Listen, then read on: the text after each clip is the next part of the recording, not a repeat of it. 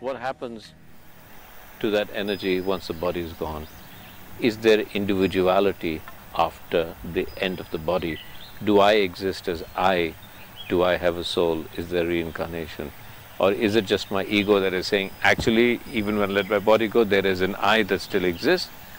But if that I then forms part of the larger universe, then it has no identity. It's a question, and I can't answer it to people, so would you answer it for me so I can tell people that I'm quite wise now? See, it's very clear. If you close your eyes and sit, right now you're looking at me. If you close your eyes, you cannot see me. But you are still there, isn't it? So right now, is it you who is looking at me? Or is it your eyes which are looking at me? So it's you who is looking at me. Yeah. Through the window of your eyes, you're looking at me. If you close the window, Yeah. do you still exist? I still exist. So, you are clearly saying you are much more than the body, isn't it? Yes. And you also know very clearly that this body you slowly accumulated. Yes. Or in other words, what you call as my body is just a bit of loan that you have taken from Mother Earth, just a piece of the planet. She's pretty generous. No, it's very generous. Yeah. She's pretty generous with the loan. But when the time comes, she wants to collect it atom by atom. See, now I hold this pebble in my hand. Yeah. Initially I say, this is my pebble, I'm not willing to give it to you. After some time, I start thinking, this is me. Now when the time comes that anyway this pebble is going to be taken from me, I'm being terrorized because I'm being taken away. You're not being taken away. Only the food that you gathered, the piece of planet that you gathered in the form of this body, the planet is asking it back. If only you were aware this is only something I've accumulated, not intellectually. Every moment if you are constantly aware that I am not this body, this is just mine, all right. It's just a gathering. I've accumulated this, I'll use it, and when it's necessary, I'll drop it. If this awareness was there all the time in your life, death would be just change of clothes, isn't it? It's actually more simple than that. So what happens after? Okay, I paid back the loan. The question is only willingly or unwillingly, but whichever way, the loan gets taken. Your body, as you know it, physical body, has to go to the earth because it belongs to the earth.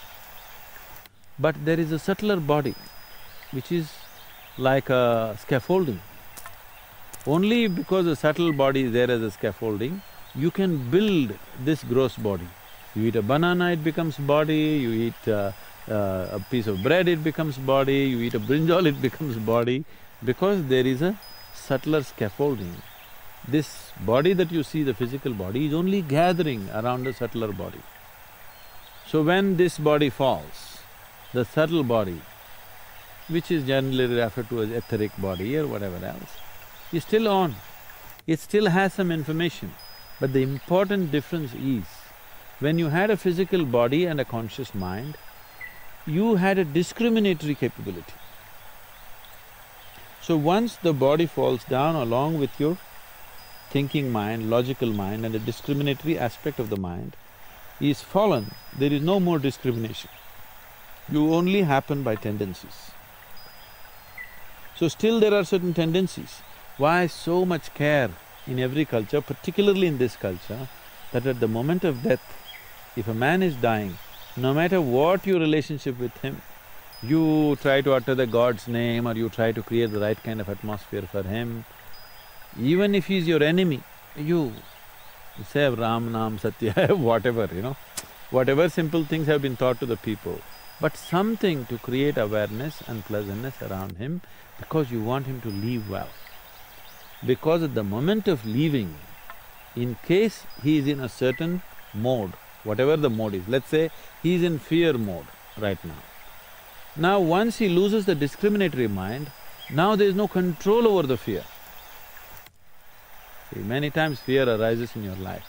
Because of your discriminatory mind, you'll say, that's okay, but that it's not like this. You'll reason and try to get out of it. If there is no discriminatory mind, it just snowballs into paranoia. Paranoia not like as living human beings know. Paranoia which grows into a million, billion folds because there's complete absence of discriminatory mind. But suppose you create pleasantness at that moment of death, now this pleasantness also multiplies into a millionfold over because there is no discriminatory mind.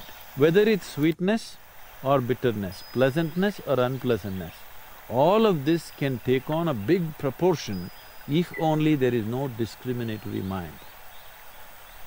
So even when people are living, very little of their discriminatory mind they're using, mostly they're functioning by tendency, which is unfortunate.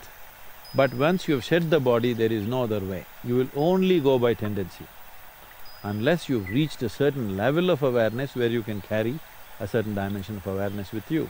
Otherwise, whatever is your quality will snowball into something very big. If it snowballs into unpleasantness, we say he is in hell. If it snowballs into pleasantness, we say he is in heaven.